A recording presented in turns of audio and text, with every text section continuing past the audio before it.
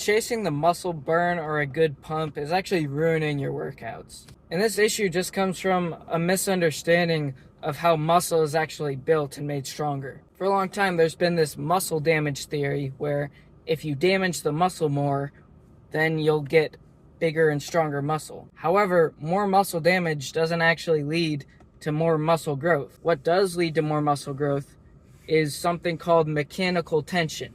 Now, how do you get more mechanical tension on your muscles? Now, bear with me, this is going to be kind of hard to explain, but you lift some heavy ass weight until you can barely lift it anymore, or like all the way until you can't lift it anymore. And that's about it. You don't need super high reps, you don't need to feel a muscle burning, you don't need time under tension, you don't need a mind-muscle connection. You just need to lift close to failure to put a lot of tension on those muscle fibers. And the cool thing is, those last couple reps approaching failure, a lot of people will say the last like 5 reps before failure are really going to be the only reps where you have to recruit every single available muscle fiber to lift that weight.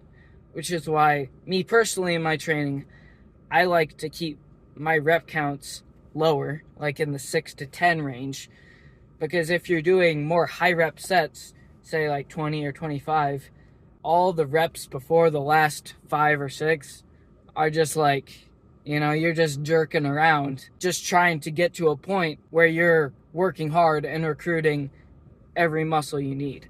So a little rule I use is, if on the first rep it doesn't feel heavy, yeah, you should probably increase the weight. So lift harder.